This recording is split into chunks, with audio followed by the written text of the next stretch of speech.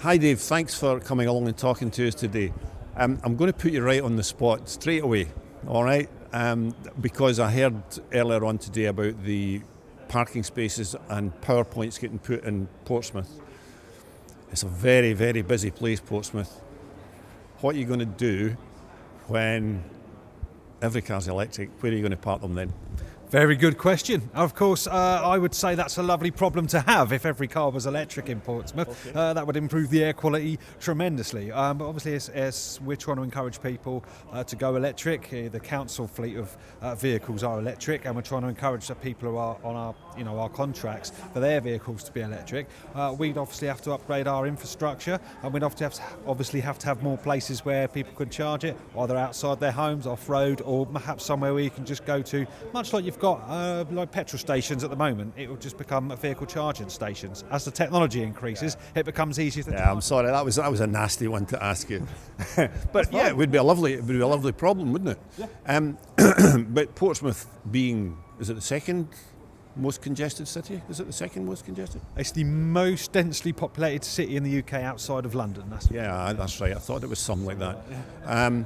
So that's an awful lot of people and an awful lot of cars. And of course, the city wasn't built for that, was it? It was built for horse and carriage, wasn't it? Yes, that's why you get a lot of the narrow streets, and it was never intended to have one car outside a home, let alone two or three, which is what we're finding at the moment. I did see something on an old black and white movie recently, and it was set in the early 1900s, and the guy walked out the door of the house or something, the horse and carriage went past, and he said, "Why is everybody in such a hurry?"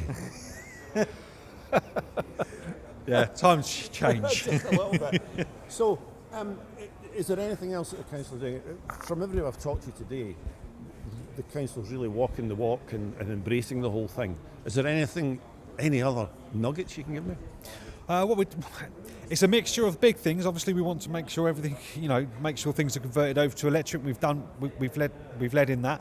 But there's also things like, if you've probably seen the anti-engine idling campaign, cough, cough, engine off. That got a lot of publicity in the papers about turning your engines off when you're at a standstill for over a minute. We've got retrofitting on the buses. That's what we've been doing to get the more polluting diesel buses, to get them much more cleaner. We had a grant to do that, so they're being retrofitted up there. And we also, what my big ambition is to improve the cycling infrastructure we've got around, the walking and cycling. So you might have seen discussed in the news, areas where near schools where we could have a trial, sealed off bit, so it'd be like an anti-car zone or something. Also like play streets, things like that, where cars will be sealed off temporarily, so it'll just be freer for the people. Can I put